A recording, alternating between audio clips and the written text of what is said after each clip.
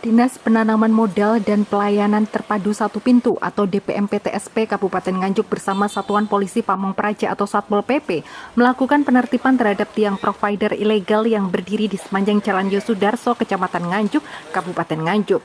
Tindakan tegas ini diambil karena para pelaku usaha provider telah beberapa kali diingatkan untuk segera mengurus perizinan, namun tetap mengabaikan hingga batas waktu yang ditentukan habis. Sehingga petugas melakukan pemotongan tiang kabel WiFi dengan sasaran sebanyak 20 tiang provider yang berdiri tanpa izin di sepanjang Jalan Yosudarso. Sebelumnya, DPM-PTSP telah memberikan peringatan, namun tidak diindahkan. Akhirnya, DPM-PTSP menggelar rapat koordinasi bersama seluruh pemangku kepentingan, termasuk Satpol PP sebagai penegak peraturan daerah atau Perda, untuk mengambil langkah pemotongan tiang kabel WiFi ilegal.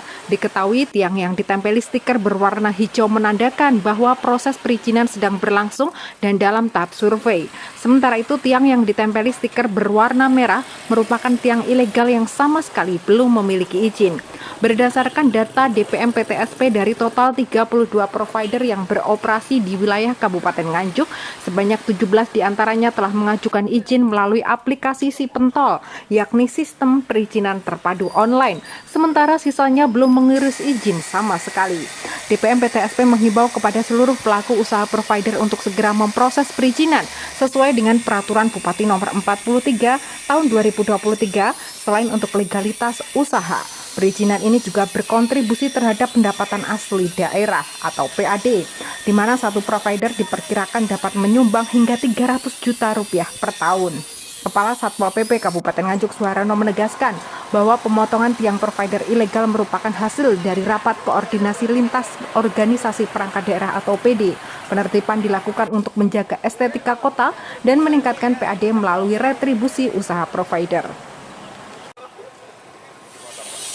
Rencananya nanti yang akan dipotong jumlahnya ada 20 tiang provider yang belum mengajukan izin.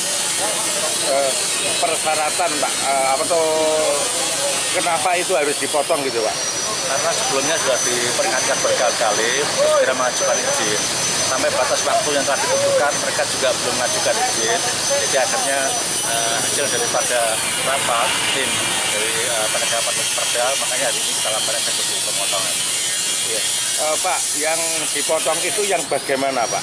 Maksudnya ada yang tanda hijau sama tanda merah. Oh, ya. Kalau yang dipotong yang bagaimana Pak? Yang dipotong itu yang tandanya merah, yang ada tulisannya tidak berizin.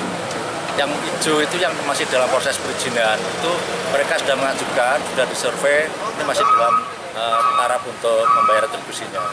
Itu. Potongan itu tujuannya untuk apa Pak?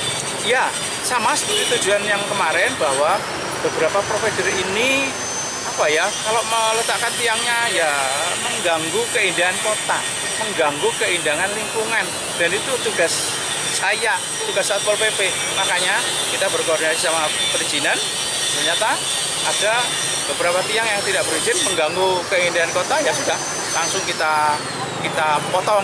Demikian juga ini kan untuk peningkatan PAD apabila mereka berizin dan masuk ke PAD kita.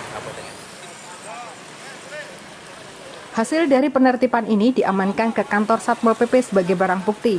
Rencananya juga akan ditertibkan di lokasi lainnya, termasuk di luar kecamatan kota. Dengan harapan langkah ini menjadi peringatan bagi seluruh pelaku usaha provider agar segera mentaati peraturan yang berlaku. Dari Nganjuk, Tim Liputan BTV melaporkan.